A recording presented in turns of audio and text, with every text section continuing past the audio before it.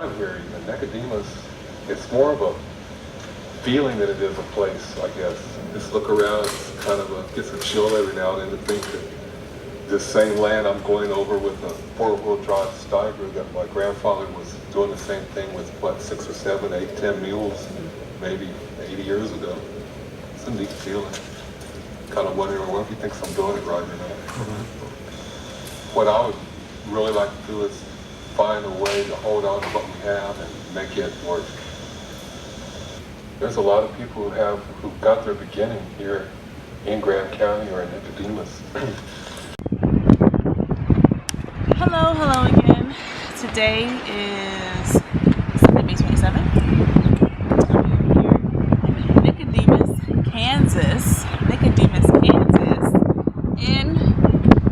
Kansas.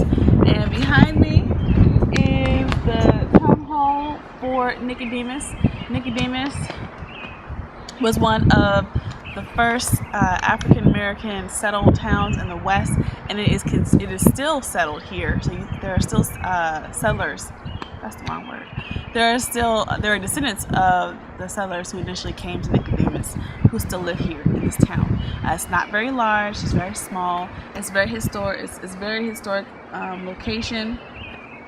And many people have not heard of Nicodemus, Kansas. It's very small. Way after emancipation, formerly enslaved African Americans wanted to have their own land.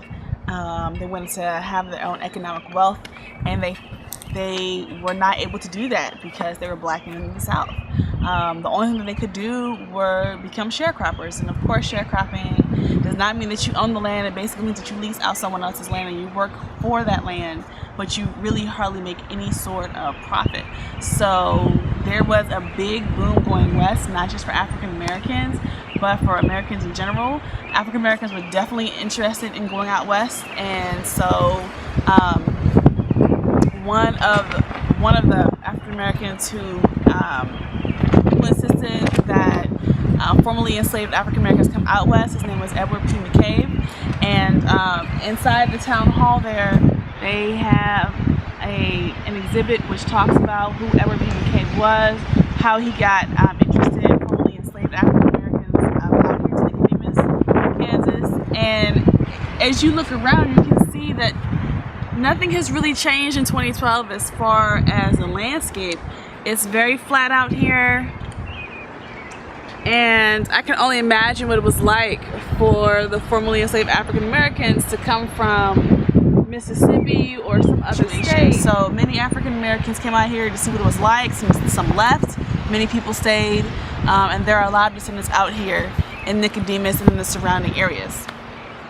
After we went on the tour, inside, a National Park Service guide informed us that many of the descendants who are still around here have literally made a pact with themselves that because they own property here in Nicodemus, that the property would stay within their families. So if a family member was unable to maintain their property, whether it was, do their taxes, maintain the property, whatever the situation is, the pact is they would find one of the other families from Nicodemus to make sure that that the land stayed within the family, within one of the families who was from the area, and that's absolutely awesome. That's absolutely wonderful.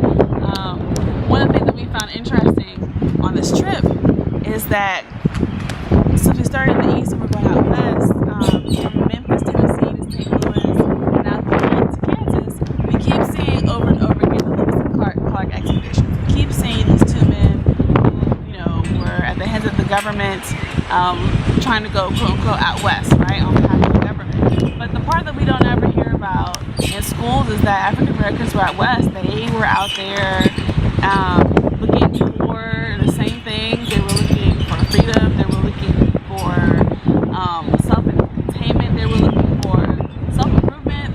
They wanted to do all the things that everyone else wanted to do, but you don't ever hear that story.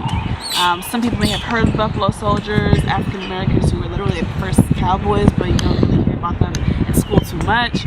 And you definitely don't hear about settlements such as Nicodemus, where African Americans actually settled and maintained self-contained, you know, self-sufficient city out west, irrespective of any other white person or body, government, or anything like that. So here we are in Nicodemus, and it's absolutely wonderful. It is hot. It is 96 degrees outside. It's very windy, but at the same token, definitely glad that we made it out here. And as being part of the National Park Service, there are 5 buildings that are part of the town of Nicodemus. 2 churches, a school, a town hall, and a hotel slash inn that also serves someone else's home, one of the business homes. So it's a walking tour. So if you ever get the opportunity to come out here and be out west, or if you are ever interested in just kind of migrating and seeing what Black folk are doing,